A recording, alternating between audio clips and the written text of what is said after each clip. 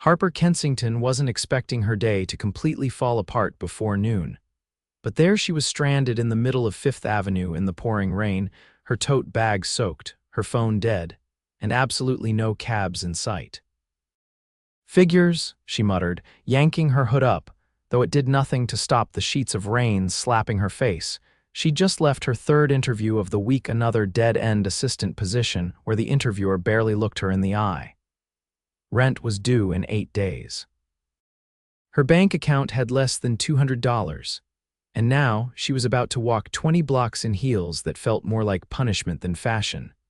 Then, like something straight out of a movie, a large black umbrella lowered beside her. "You're going to drown in this storm," a deep voice said calmly. She turned and blinked up at the man holding it. He was tall, broad-shouldered, dark, rain-damp hair falling slightly over his forehead. His navy coat looked like it cost more than her entire wardrobe, and his shoes, dry, polished, somehow looked untouched by the chaos around them. "I'm fine," Harper lied, hugging her bag. "You're shaking," he replied, his gaze flicking down to her soaked sleeves. "Take it," she hesitated. "I can't take your umbrella. You're holding your resume like a sponge. I think you need it more than I do." She studied him. He didn't look like a creep. He looked controlled, confident, way too clean for this weather. "Are you sure?" she asked. He nodded. "Just return it to the concierge at the Winston Tower. Ask for Preston Langston." Harper blinked. "Wait, Winston Tower, that glass skyscraper with the waterfall in the lobby," his lips curved. "That's the one," she almost laughed. "You work there?" "I own the top 5 floors. Her jaw dropped, but before she could say anything else, he gently handed her the umbrella, turned and disappeared into a waiting black SUV that somehow had pulled up silently behind him.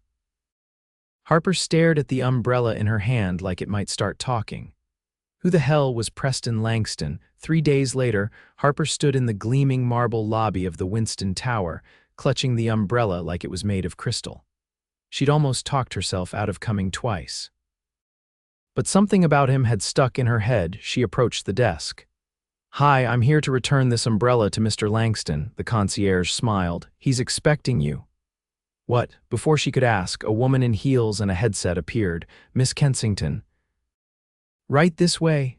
Harper followed her to a private elevator with gold trim. "He's on the top floor."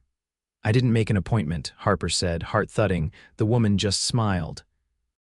"He makes his own." The elevator doors opened to a massive office with floor-to-ceiling windows, a fireplace, and a view of the entire city. It was like stepping into a billionaire's secret lair, and then she saw him. He was at a sleek glass desk, jacket gone, shirt sleeves rolled up, and somehow looking even more dangerous in daylight. "I didn't think you'd actually show," Preston said, standing up. "I almost didn't," Harper admitted, holding out the umbrella. "Kind of figured you had a dozen of these." "I do." He walked toward her, slow. "But I didn't want the umbrella back," she frowned. "Then why?" "I wanted to see if you'd come." Her heart skipped. "I looked you up," he continued. "Harper Kensington, degree in communications, freelance writer. 3 jobs in the last year, all with glowing exit references. You're clearly overqualified for whatever job you just ran through the rain for." Her cheeks flushed. "You stalked me?" "I had my assistant Google you." "Relax, I didn't hack your email." She laughed under her breath, still completely thrown. "Why, I have a proposal." He held her gaze. "I want to offer you a job." Her mouth fell open.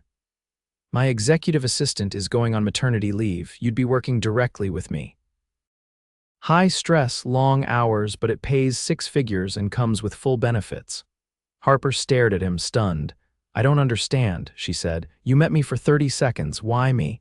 "Because you didn't ask for anything. You didn't try to impress me. You didn't even want the umbrella." She opened her mouth, then closed it again. "Is this real?" "Entirely real," he said. "I'll have HR send you the paperwork. You start Monday."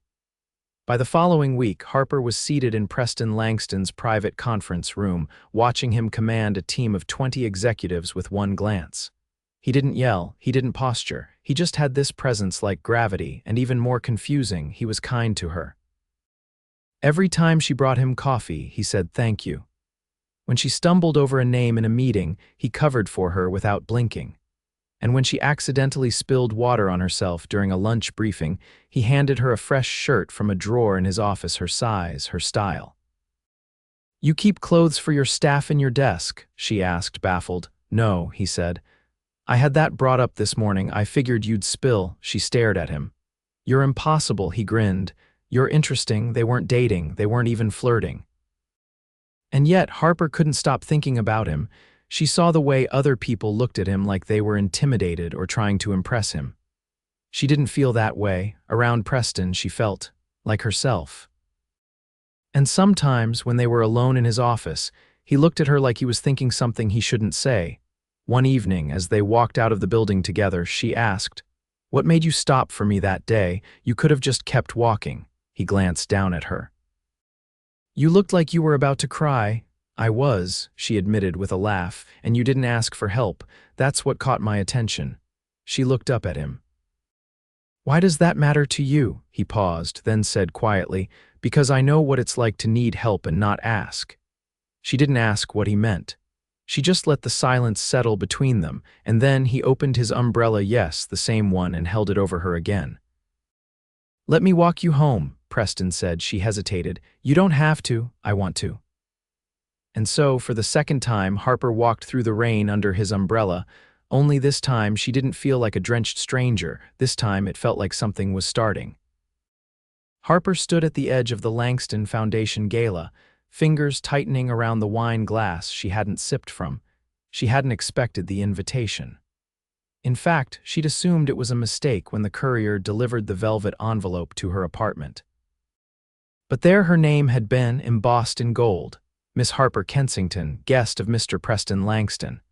Now she stood in a ballroom that shimmered with crystal chandeliers and laughter, wearing a gown she couldn't afford because he'd sent it, along with a note that simply read, "You deserve to be seen." "Why do you look like you're planning an escape route?" Preston's voice slid beside her like silk. She turned her head and found him standing closer than she expected. He wore a midnight tuxedo that seemed tailored to every breath he took. But it wasn't the suit that caught her, it was how he looked at her, like he'd never seen the color gold until she walked in.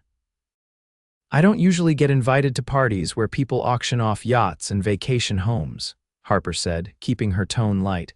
His gaze swept over her, slow and deliberate. "You look like you've been attending them your entire life. Flattery won't distract me from the fact that I'm completely out of place." Preston leaned in just enough for his words to reach only her. "You're not out of place." "They are." She searched his face, trying to find the joke, but there wasn't one. "You brought me here for a reason," she said carefully. "I did."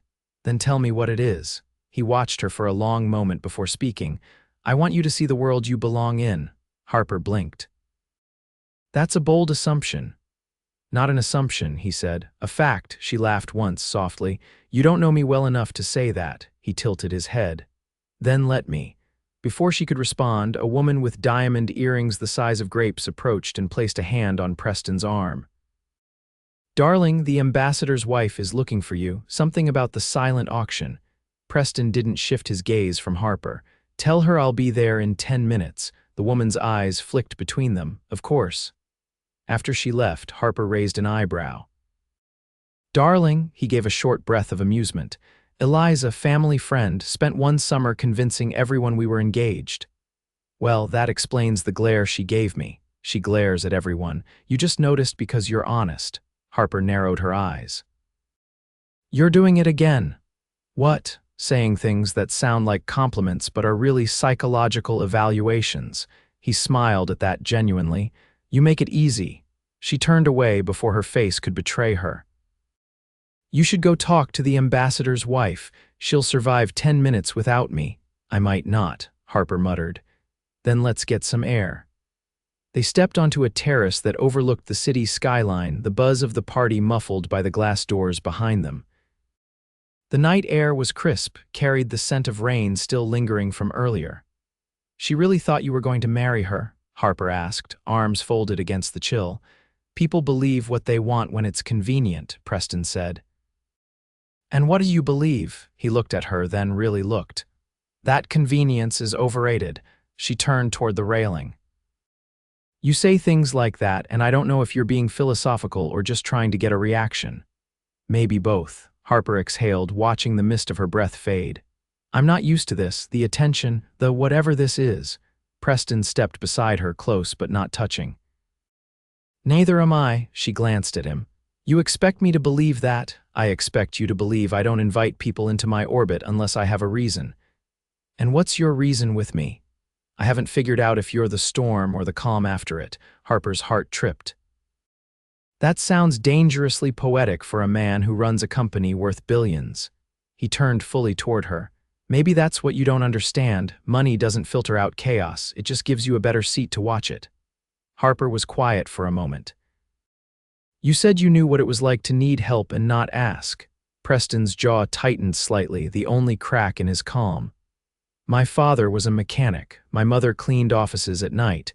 I was the first in my family to graduate college. Every door I walked through, I kicked open myself. She looked at him, startled.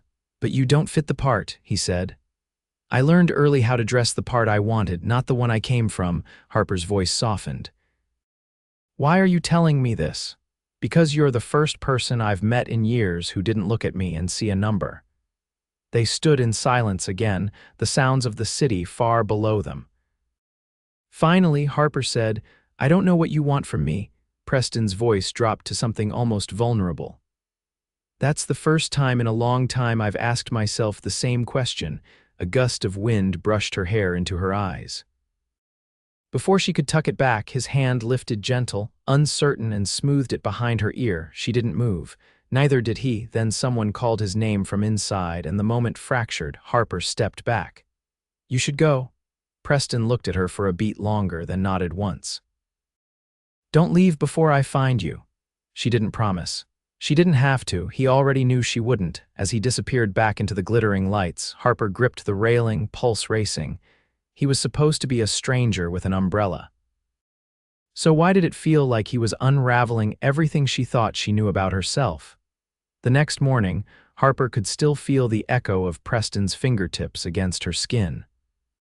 It was ridiculous. She knew one brief touch, one quiet night on a terrace, and now her entire nervous system acted like it had been rewired.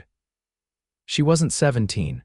She didn't believe in fairy tales, and yet when she stepped into his office, her pulse leapt like it hadn't gotten the memo. He was already at his desk, scanning a document with a red pen in hand. The sleeves of his shirt were buttoned today, the sharp lines of his collar pressed to perfection. He didn't look up when she entered, but his voice was unmistakable. You left the gala early. She set the folder on the edge of his desk. You were busy. I was looking for you. Harper straightened.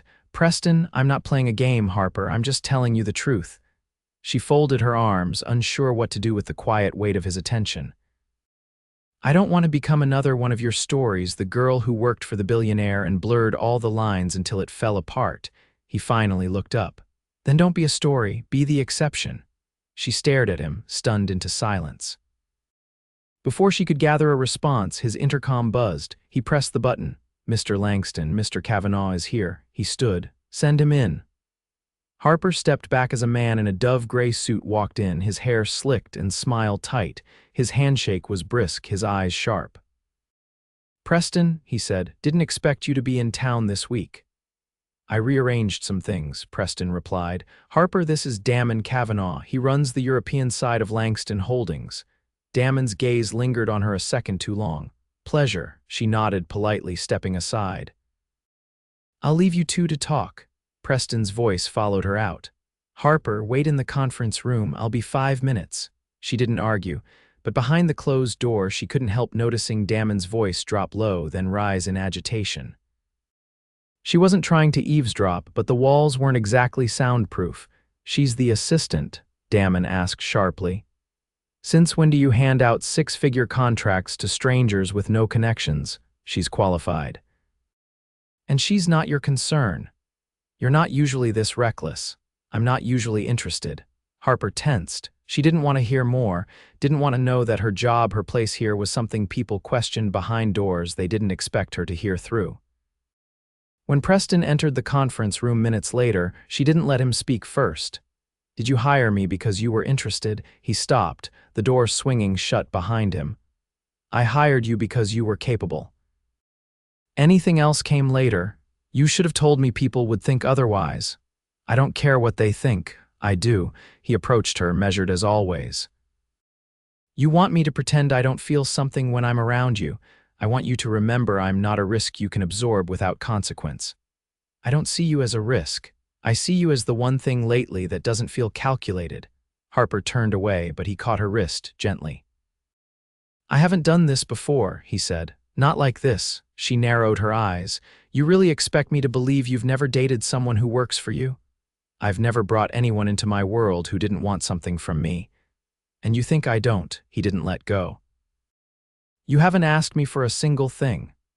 Harper stared at the hand on hers. He wasn't forcing her to stay. He wasn't manipulating her. He was just there, waiting. "I need time," she said quietly. Preston nodded, slowly releasing her wrist. "Take what you need. But don't lie to yourself about what's already happening."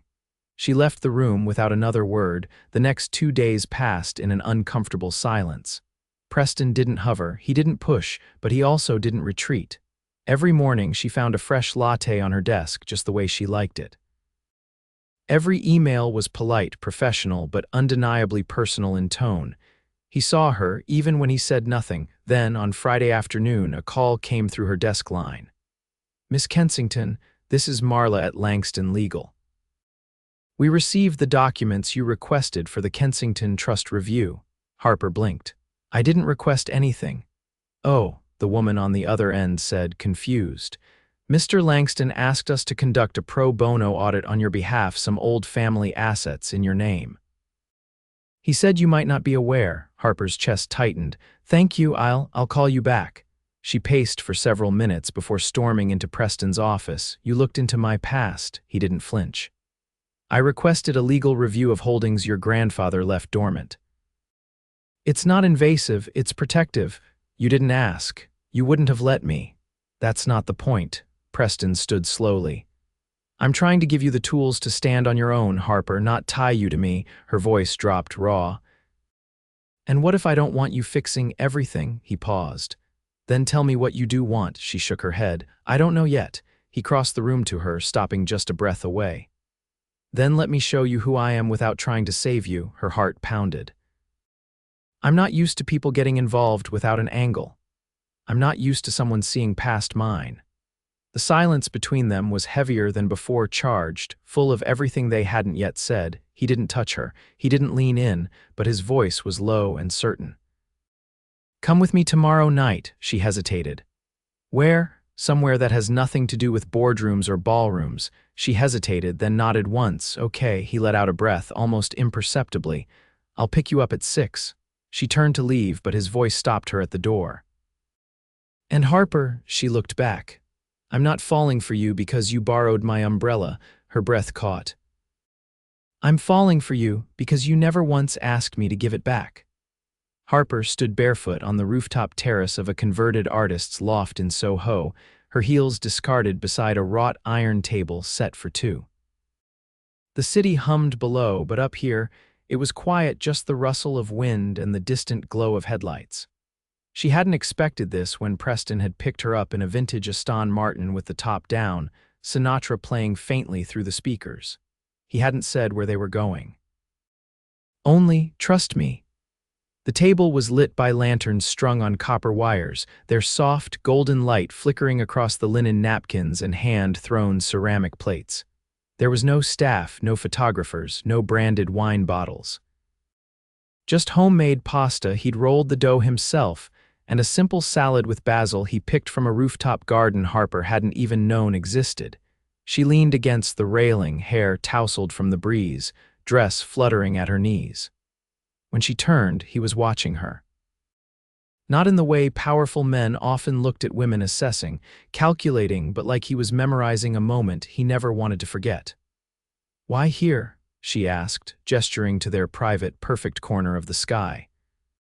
"I used to come here before I could afford a place with a view," Preston said, pouring her another splash of wine. "Back when I slept on a mattress on the floor and ate cereal for dinner." Harper tilted her head. "And now you pull up in cars that belong in museums and have your own foundation." He nodded once. But this place still feels more like mine than any penthouse. She stepped closer. You know, I never imagined you making pasta. I never imagined wanting to cook for someone. Harper reached for the wine glass, but he caught her hand instead, his fingers warm against her wrist. You asked me once why I stopped that day in the rain, he said. It wasn't just because you looked like you needed help. She met his gaze, steady now. Then why? Because you looked like you didn't expect anyone to offer it. Harper's throat tightened. I've always been better at handling things on my own. I know, Preston said. But I've also learned that strength doesn't mean isolation. She pulled her hand back gently, needing space to think. I've worked hard to build a life that didn't depend on anyone else, and I'm not asking you to give that up. He stepped in front of her, careful, not pushing. I'm asking you to let me be in it, not to fix it, just to be there. She stared at him, the city lights blurring behind her. It scares me. Me too, he admitted. She laughed under her breath. You don't look scared. That's because I'm used to hiding it, but this, he exhaled. There's no strategy for this. They stood there for a long moment, the air between them thick with everything they weren't saying, everything they finally had to. I don't want to be your exception, Preston, Harper said, voice low. I want to be your choice. He didn't flinch. You already are. She took a step forward, searching his face. Then stop trying to protect me from your world. I'm not trying to protect you, he said. I'm trying to earn you. That did it. Harper reached out and pulled his face down to hers, her lips meeting his in a kiss that was nothing like the ones she'd imagined. It wasn't tentative or cautious. It was full of every moment they'd held back, every look they hadn't explained. When she pulled away, breathless, she said, That's not how an assistant kisses her boss. Good, Preston said, because I'm not your boss anymore, Harper blinked. What? I submitted your resignation to HR this morning, with your permission, of course. She raised an eyebrow, he grinned. Okay, without your permission. But only because I already hired you as head of editorial for the Langston Foundation's new literacy initiative. Salary's the same, title's better, you'll answer to the board, not me. She crossed her arms. You really think you can just rearrange my life like that? I think you're the only one I trust to run it. Harper narrowed her eyes. And what if I said no? Then I'd hire someone else and spend the rest of my life trying to convince you I'm still worth your time. She stared at him, lips twitching. You're unbelievable. I'm persuasive. You're ridiculous. I'm in love with you. The words hit the air with no warning. No preamble, just devastating honesty. She froze. I didn't mean to, he said, but I'd do it all over again if it got me here. Harper shook her head, overwhelmed. People don't fall in love like this. I think they do, Preston said. They just don't admit it. She looked up at him, heart thudding so loud she could barely think. Then I guess I'm in love with you too. He didn't say anything. He just pulled her to him, arms wrapping around her waist as if anchoring himself to something real for the first time in years. Later that night, as they lay tangled on the worn couch inside the loft, the lights of Manhattan flickering through the windows, Harper whispered, I still have your umbrella. Preston smiled against her shoulder. Keep it? I don't need it anymore, I know, he said. But maybe I do. She turned her head to look at him. You already have everything. I didn't, Preston murmured. Not until you walked through the rain and didn't ask me for a thing. And with her hand in his, the city outside and nothing left between them unspoken, Harper finally understood this wasn't about being rescued. It was about being seen. And for the first time in her life, she let herself be. The Langston Foundation's new literacy initiative launched with a press conference in a sunlit atrium overlooking the East River, walls draped in deep navy and gold, the foundation's colors. Cameras flashed, reporters gathered. But all Harper could think about was the man standing beside her, his hand gently grazing the small of her back in the one place the lenses couldn't see. She'd written the speech herself. Not as an assistant or as someone brought along for show, but as the director of the new program. Her words, her vision. Preston hadn't edited a single line, not even when she'd handed it to him 3 nights ago, heart pounding, expecting him to adjust every other sentence. You've got this, he'd said instead. Say it exactly how you wrote it, and she had. Now, as she stepped off the stage to a soft round of applause, she caught Preston's eye across the room. He didn't nod. He didn't give her a knowing glance. He just watched her like she was a storm he'd let himself get caught in and he didn't want to leave. Later, in the back of the town car, she turned to him as the driver merged into traffic. "You didn't tell me your board pushed back." "They didn't," Preston said. "They questioned, I answered. You fought for this." "I didn't have to fight. I just made it clear it wasn't optional." She studied him, the sharp lines of his profile, the way he loosened his tie slightly now that they were alone. "You let me lead. You were always going to," Preston said. "You just needed the room." Harper leaned her head against the leather seat. "I never thought I'd be here." "Neither did I," he said, "but no one ever changed anything by staying where they started." That night, he took her to a quiet jazz bar tucked behind a flower shop in the West Village. There was no menu, just a man with a trumpet and a woman with a voice like velvet. They sat in a booth with worn leather seats, hands clasped under the table like teenagers at a school dance. "You think we're moving too fast?" Harper asked between songs. "I think when something feels this right, you don't check the speed," Preston replied. "You just hold on," she smiled, then paused. "I got a call today from a publisher I sent my first manuscript to back before I ever met you." He straightened. "What did they say?" "They want to publish it with revisions, but still," he reached for her hand. "Then we celebrate." "Properly?" "I already have a full-time job. You'll have both," he said. "We'll make it work." She hesitated. "You're not intimidated by me doing my own thing," he leaned in, his voice low. "Harper, I fell in love with you because you don't wait for permission." "Don't ever start now." The next weeks blurred in a montage of new beginnings. Harper's face appeared in articles that praised the Foundation's fresh direction. Schools called to inquire about partnerships. Her first editorial meeting with the program's team ended in a standing ovation when she unveiled a plan to bring books into underserved rural communities. At night, she and Preston would meet in the kitchen of his townhome, barefoot, exhausted, sometimes too tired to talk, but it was never silence. It was fullness, quiet joy, the kind that didn't need to be explained. One evening, as she folded laundry on his sofa, she paused at a white envelope sticking out under a stack of magazines. It was addressed to her in Preston's handwriting. She opened it cautiously. Inside was a single sheet of paper, not typed, not formal, just a handwritten list. At the top it read, "Reasons I stopped that day. 1. You looked like you'd been holding the world up by yourself for too long. 2. You didn't try to impress me. 3. You didn't flinch when I said my name. 4. You didn't ask for anything, not even the umbrella. 5. I saw in your eyes what I'd been too tired to admit in mine. I wanted to believe in something again." She stared at the page, eyes stinging. Then she turned as the door opened. Preston stepped in, jacket over one shoulder, pausing when he saw her with the letter. "You weren't supposed to see that yet," he said. She held it up. "You wrote this?" He nodded once. "Why?" "Because I wanted you to know that from the beginning it wasn't about saving you. It was about seeing you." Harper stood, walked to him slowly, the letter still in her hand. "You want to know the moment I knew I loved you?" He tilted his head. "The day you told me you didn't want to fix me. Just stand beside me." Preston touched her cheek, his thumb brushing the edge of her jaw. "Then let me do one more thing." She waited. He reached into his coat pocket and pulled out a small black box, no fanfare, no crowd. Just the two of them in their home, surrounded by books and laundry and half-eaten takeout. "I've never been good at timing," he said, "but I'm sure of this." He opened the box. Inside was a ring, simple, elegant, a single sapphire surrounded by a thin halo of diamonds. "I don't want a wedding for headlines. I don't need a ceremony for the board. I just want you on the record, in my arms, in every version of the future." Harper swallowed hard. "You're serious?" "I've never been more." She took a breath, then laughed softly through a tear. "Then yes. On the record, in your arms, for every version."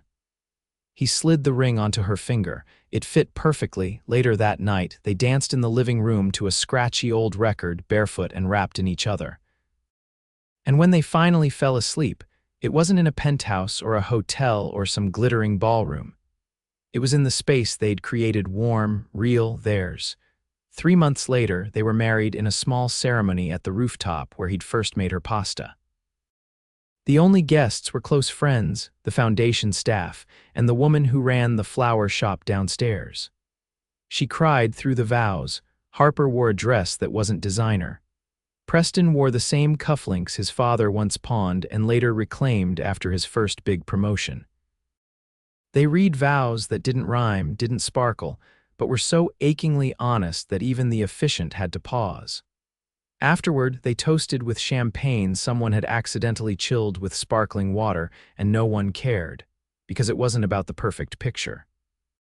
It was about the story that had started in the rain, under an umbrella neither of them really needed.